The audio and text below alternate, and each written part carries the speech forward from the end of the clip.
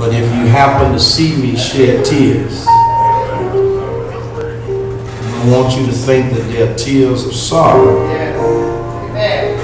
but they're tears of joy, because I'm being released of this particular demon. Y'all just bear with me a few moments. I'm going to get to the text in a minute. Oftentimes we prejudge people. God help me become delivered of a demon I've been wrestling with. That likewise, whatever you've been wrestling with, you'll be able to be delivered. There is a story in the book of Judges.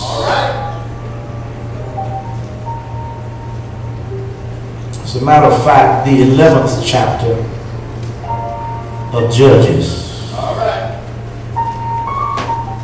There is a report that is worthy of being mentioned. Judges chapter 11. I want to begin with verse 1 and read a few of the following.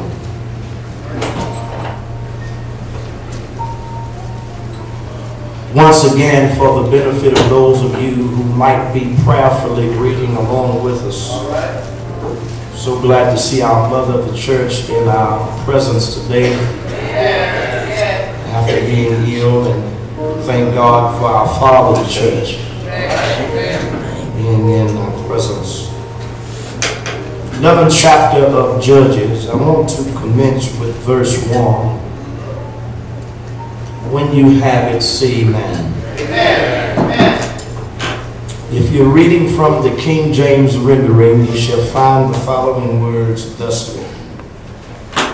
Now Jephthah the Gileadite was a mighty man of valor, and he was the son of a harlot. And Gilead begat Jephthah. And Gilead's wife bare him sons. And his wife's sons grew up, and they thrust out Jephthah, and said unto him, Thou shalt not inherit in our father's house, for thou art the son of a strange woman. Then Jephthah fled from his brethren and dwelt in the land of Tob. And there were gathered vain men to Jephthah, and went out with him. And it came to pass in process of time that the children of Ammon made war against Israel. And it was so that when the children of Ammon made war against Israel, the elders of Gilead went to fetch Jephthah out of the land of Tob. And they said unto Jephthah, Come and be our captain, that we may fight with the children of Ammon. And Jephthah said unto the elders of Gilead, Did not ye hate me, and expel me out of my father's house? And why are ye come unto me now, when ye are in distress? And the elders of Gilead said unto Jephthah, Therefore we turned again to thee now, that thou mayest go with us and fight against the children of Ammon, and be our head over all the inhabitants of Gilead. And Jephthah said unto the elders of Gilead, If ye bring me home again to fight against the children of Ammon, and the Lord deliver them before me, shall I be your head? And the elders of Gilead said unto Jephthah, The Lord be witness between us, if we do not so according to thy words. Then Jephthah went with the elders of Gilead, and the people made him head and captain over them. And Jephthah uttered all his words before the Lord in Mizpah. Thank you. That's all I want to deal with. You may be seated before the presence of God. Thank you, Ursus. You may be relieved of your posts.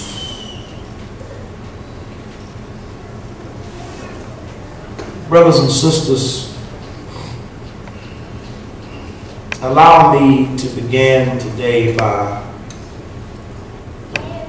telling you that when I think of the word loyalty, it actually means faithfulness or devotion. In other words, devotion to a person or cause, an obligation of duties.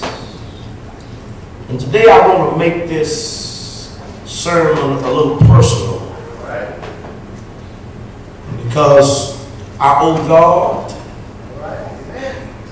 and my great aunt, whom I call Mama, so much, because I could never pay them what I truly owe them other than my loyalty, my devotion, dedication, and duty towards them. For I remember as a young child, tossed from pillar to post, one home to another, and when no one, not even family members, wanted to take in myself and my two sisters. And to get even personal, when family members said, let them children go to the welfare.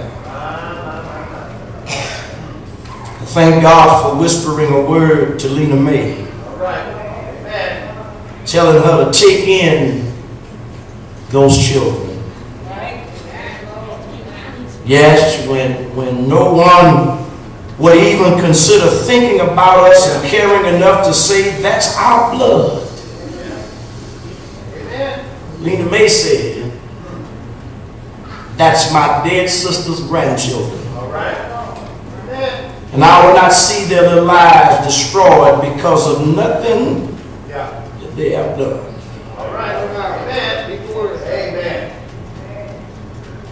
Amen. Amen.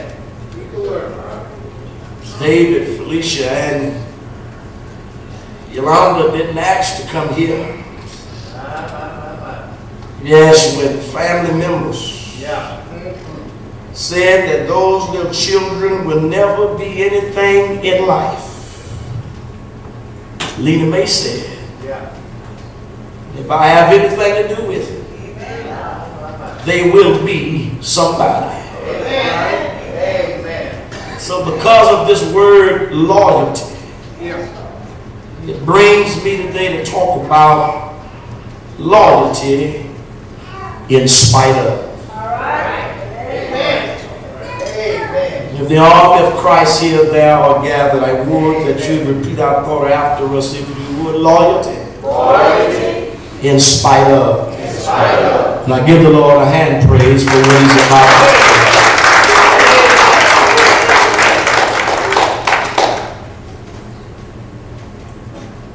do. Allow me to say today that all of us in here have been blessed in so many ways by the aid of God, Jehovah.